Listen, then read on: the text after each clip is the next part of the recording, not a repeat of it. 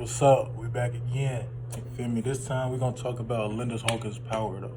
This book was way different from the last book that I was watching God. So let's get into it.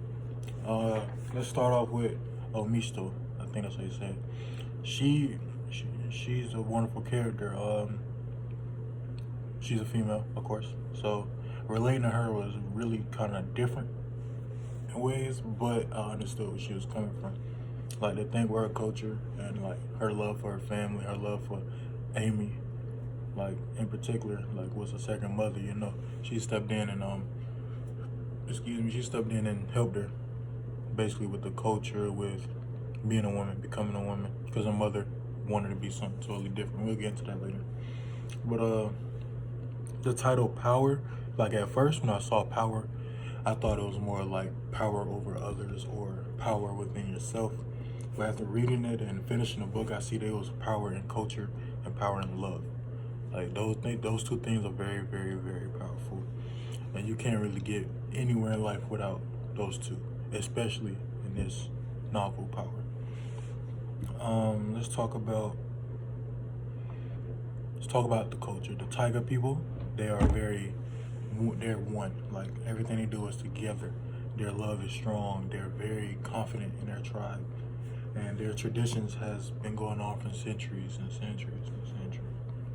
So for her mother to try to break that cycle and go on the other side was kind of like very damaging to Omista, like mentally, physically, all of that. And plus the abuse she suffered from a stepfather as well. It didn't really aid in anything. So I can say like in my life, I don't really have per se a culture or a tradition, but I'm African American, I'm black, so like things I was taught, like the way I was taught to approach certain situations or to react to certain situations will be different from any other race. Of course we have to talk about the police and what we're supposed to do when we're stopped by the police. Or we have to talk of the wrong crowds, which I know the wrong crowds is with any race, any culture, but specifically and mainly for the black people because of how distracting and how violent African Americans or blacks can be.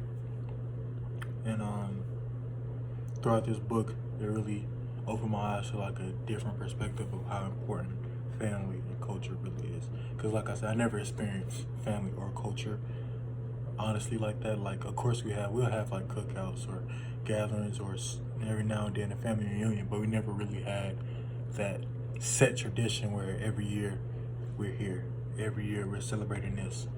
And that's really why like I enjoy this book, because I've seen like an actual family, actually a tribe, although of course there was bumps in the road and a lot of conflict that they had to overcome and stuff, but the power in itself within family and culture is what really draw my attention to this book. The conflict, let's talk about that since I did bring it up. Killing the panther, like the panther was a symbol for the tribe. It was very important to the tribe. Excuse me. And when Amy had, killed the panther or whatever, it caused a lot of controversy within the tribe, within her and Omisto, her and her mother. It just caused a lot of unnecessary problems that didn't really need to be within. It didn't really have to happen, but it did. So we got the chance to see how Omisto responded to that and how it matured her as a woman and how the tribe had responded to that as well. Because, like I said, the panther was a very, very, very important piece to this specific tribe. And the book was very enjoyable. Like I wanted to read more. Like there was never a dull chapter. Like every chapter was something. Usually with novels there'll be a dull chapter or a dull point of time. That's because like the storyline just gets a little dull and then it picks up.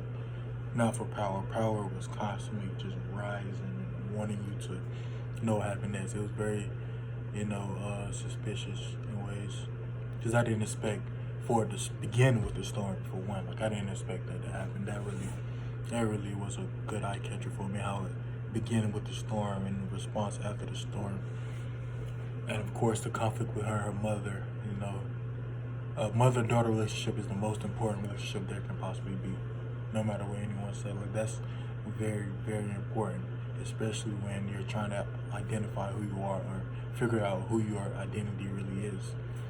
And yeah, I really did enjoy this book. I say this was a 10 out of 10.